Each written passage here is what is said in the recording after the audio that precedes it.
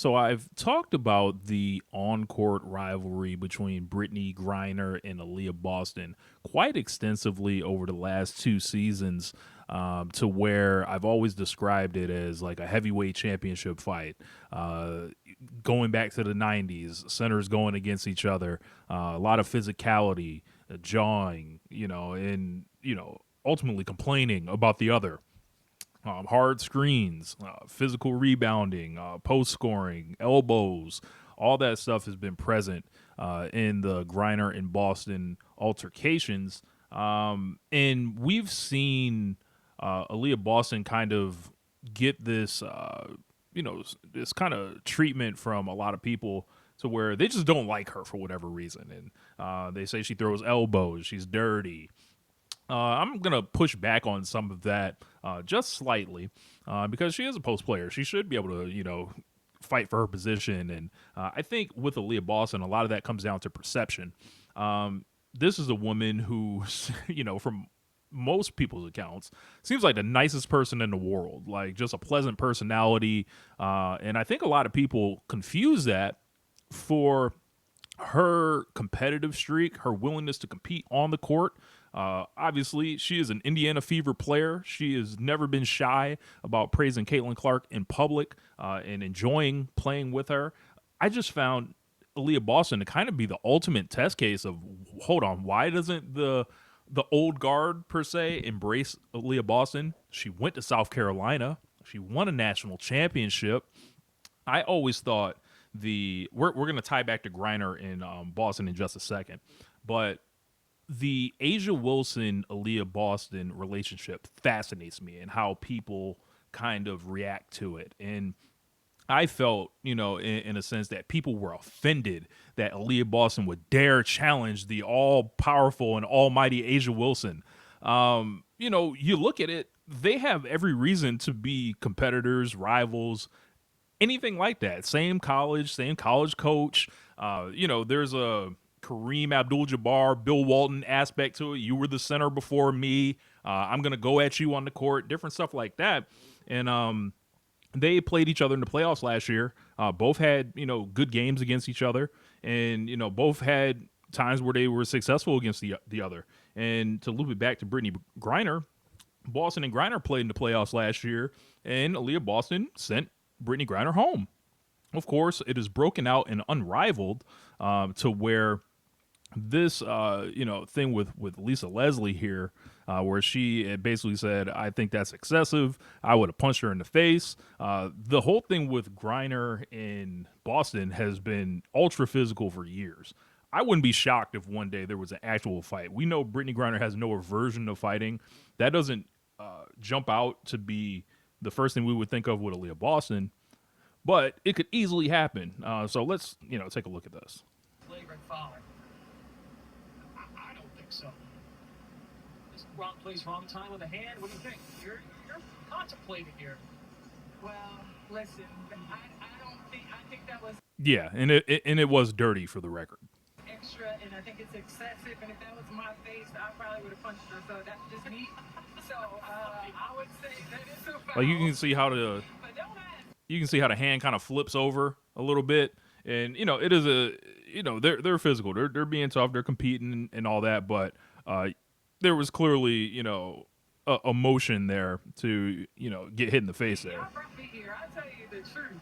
It's a foul because that follow through is not like your normal follow through. It's one thing to try to block my shot at the top, but it's a whole nother to scrape across my face. Right. Like, Is it a basketball play, a play on the ball? no, it was being on play on the ball. So Flagrant foul. So just listening to that, I agree with Lisa Leslie 100%.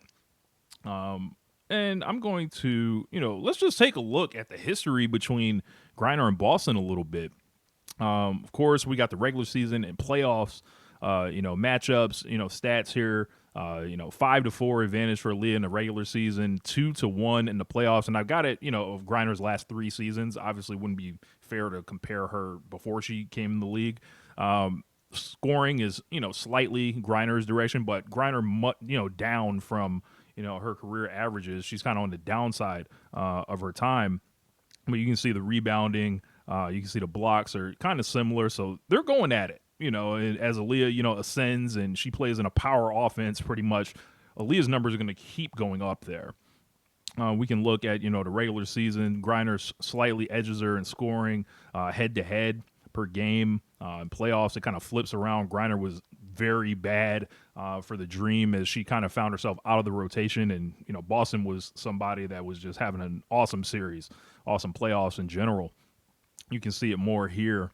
Regular season, head to heads, 9 games against each other from 23 to 25. And this stuff is going to get more lopsided, as it goes. And we see the head to head matchup. Boston outscores are 37-14. And they had plenty of physical moments in each of the seasons predating Caitlin Clark coming into the league, and I would imagine the attention since then has amplified since Caitlin Clark came in. A lot of folks that became fans because of Caitlin Clark adopted Aliyah Boston in as well, and there's another side that doesn't like that. So, looking at we're going to talk more about Leah in a second, but. You can see, the game logs and see what they do against each other head to head. Boston, gets her, early in the 2025 season. They have some tough games against each other, 4 and 5 points. They both have some good games against each other. And I think it's important to not lose the basketball aspect of this because they clearly have an on-court basketball rivalry, which I think might influence the physicality and stuff. And then you just got to think about the dynamic. This is age 21 through 23 seasons for Boston, and Griner's is age 32 through 34. This is somebody that's, seen their best days behind them, and there's a young center coming in. And I think people forget, because Griner's so tall, Aliyah Boston is like tall herself. She's 6'5", and then most centers in the league can't deal with her. Just space-wise, she moves Asia Wilson out the way like nothing because she's got. I think the thing is they say she's like 6'5", 220 if I'm not mistaken. I think Asia Wilson's like the 180, 190 range or so. So Griner in Boston, they're some of the rare matchups for each other. So there's always going to be a little bit of something there. So you can see more of this stuff. I'll drop this link. I'll copy it and drop it into the description of this video, so you can look at the advanced numbers for yourself, the head-to-head matchups. But I think it was important to talk about the basketball aspect of this. But man, the Aliyah Boston dislike is something that is I'm kind of uncomfortable talking about it in front of the world, but whatever. Like Aliyah Boston does not get treated like the other, black women in this league from black people. And it's, Aliyah Boston was, I think it's important to note, she was born in the Virgin Islands. So maybe they feel that, she does not have the same lived experience as them, which is wild. She went to school in Massachusetts, was an All-American there, ended up going, to South Carolina. And I've always wondered why y'all don't love Aliyah Boston the same way y'all do Asia Wilson.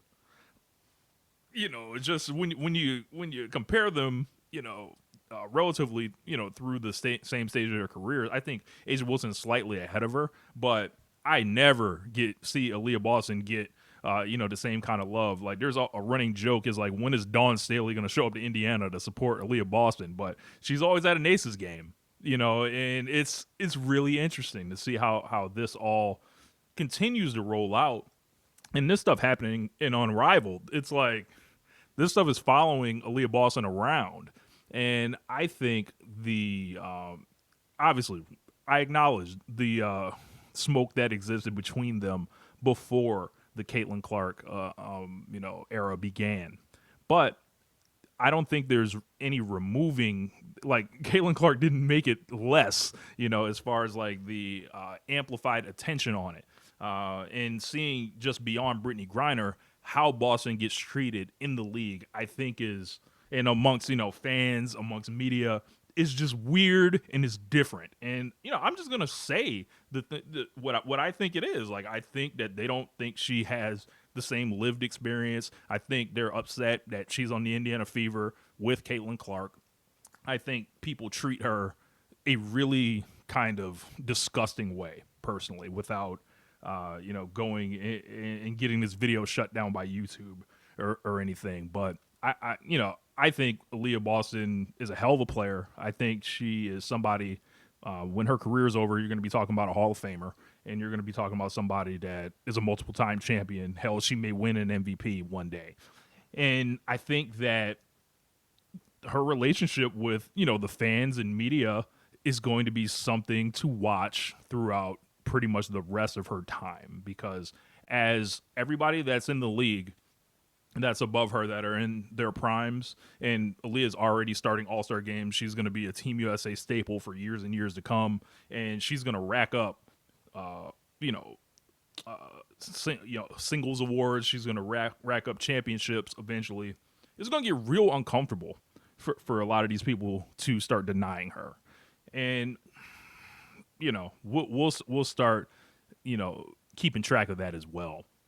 The Griner and Boston thing is a preview of that, because the real one for me is Boston and Wilson.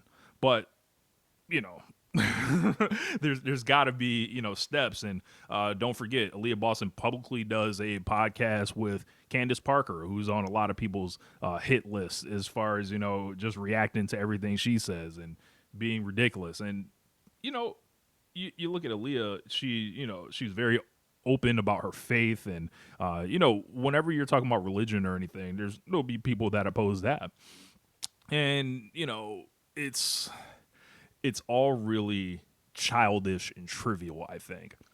Respect these athletes. Anyway, I'm Rich. I'm up out of here. Peace.